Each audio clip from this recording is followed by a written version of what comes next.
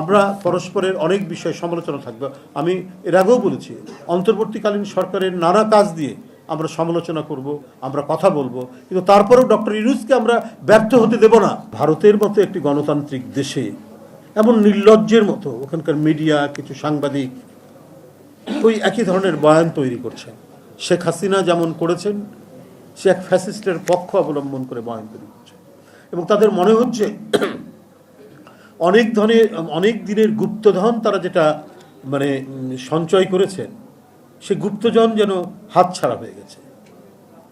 সেই গুপ্তধনের উপর মনে হচ্ছে যে একটা দানব বোধহয় শুয়ে আছে তাদের কথার মধ্যে, আমরা এইটা মনে হচ্ছে আর কি।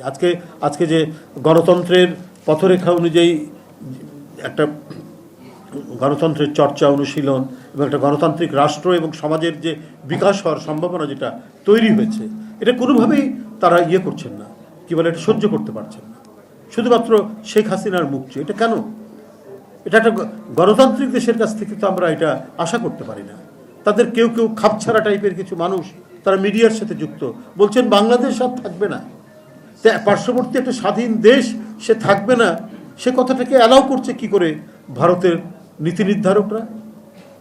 এবং এই যে শেখ হাসিনার যে বক্তব্য, তাকে আশ্রয় দিয়েছে, ঠিক আছে, সেটা দিতে পারে, কিন্তু তাকে ফ্রি হ্যান্ড দেওয়া, যে সে বলবে বাংলাদেশের বিরুদ্ধে, বাংলাদেশের এখানকার যে পরিবর্তন হয়েছে সেখানে তার মন গড়া কথা বলছে, উস্কানি দিচ্ছে, মানে একটা অরাজকতা তৈরির প্রচেষ্টা চালাচ্ছে, এবং সেটা চালাতে গিয়ে যে প্রতিক্রিয়া হচ্ছে, সেই প্রতিক্রিয়ার আপনার পক্ষে অবস্থান নিচ্ছে ভারতের পলিসি মেকাররা। এটা অদ্ভুত ব্যাপার। আজকে এখানে আপনাদের এখানে আসার সময় দেখলাম, ধর একজন ওই কি বলে গাজীপুরের মেয়র, সে তার বক্তব্য সময় টিভিতে দেখাচ্ছে যে আমাদেরকে যদি রাজনীতি করতে না দেওয়া হয়, আমাদের যদি কর্মসূচি পালন করতে না দেওয়া হয়, তাহলে কেউ শান্তিতে থাকতে পারবে না। অর্থাৎ হত্যার হুমকি দিচ্ছে রীতিমতো। তো এই সাহসটা কে দিচ্ছে? সেই সাহসটা দিচ্ছে আপনার পার্শ্ববর্তী দেশ থেকে শেখ হাসিনা উস্কানি দিচ্ছেন, এবং তাকে সাপোর্ট করছে তাদের পলিসি মেকাররা। এটা তো বাংলাদেশের সার্বভৌমত্বের উপর সরাসরি হস্তক্ষেপ, ভয়ঙ্কর রকমের হস্তক্ষেপ।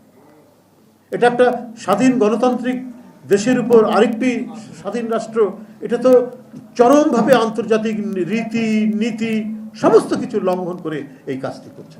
একটা মেয়র যার ব্যাকগ্রাউন্ড হচ্ছে, সে না কোনো ভালো কলেজ, ইউনিভার্সিটি বা কোথাকার ছাত্র ছিল, বা ছাত্র আদৌ ছিল কিনা জানি না, তাকে মেয়র বানানো হয়েছে। সেখানকার জুট ব্যবসা, টুট ব্যবসা, একটা মাফিয়াতন্ত্রের মধ্যে দিয়ে মেয়র হয়েছে, এবং সে এই কি বলে যে ছাত্রদের বৈষম্য বিরোধী আন্দোলনের উপর গুলি চালাতে মোটরসাইকেল নিয়ে সে ঝাঁপিয়ে পড়েছিল।